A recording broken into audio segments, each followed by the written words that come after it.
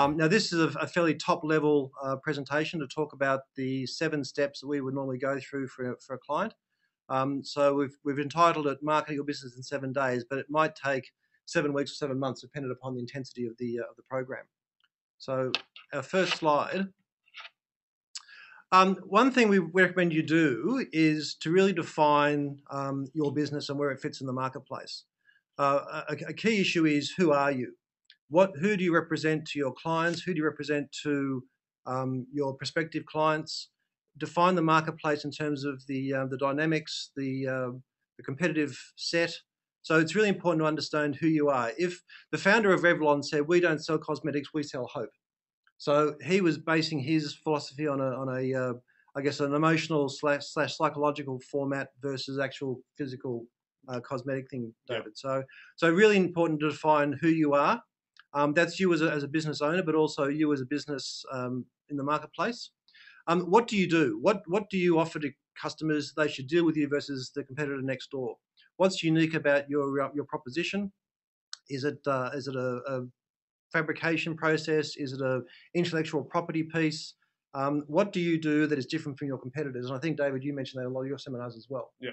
So, Jim, can I ask you, like, this is probably one of the toughest things that a business owner has to contend with, is looking in the mirror. Yes. And answering the question, why should I buy from you and not your competitor? Mm-hmm. How do you help people actually define that? We normally go through a rationalization. We'll look at a SWOT analysis, Yep. The strengths, weaknesses, opportunities, and threats. Yep. Out of strengths, we will then, I guess, prioritize those in terms of the benefits of dealing with the customer. We look at their weaknesses and see what they're not good at, and do a force field analysis over that.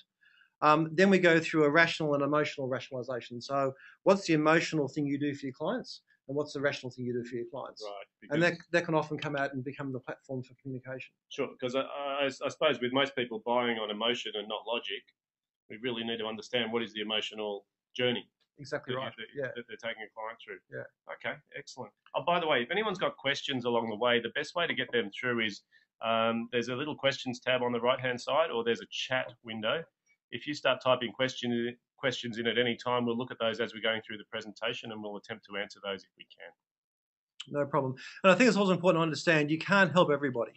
A lot of businesses try to be all things to all people. I know that, David, you talk about niche in some of your work. It's really important to find your niche and promote that very heavily as your point of difference. And that flows into your unique sales proposition or your unique selling proposition. What's unique about your business to differentiate yourself from the marketplace? Because of every category now, with the advent of the web over the last 10 years, is very crowded. Yeah. So to find a niche and to find a unique USP within that niche gives you a saleability that maybe your competitors don't have.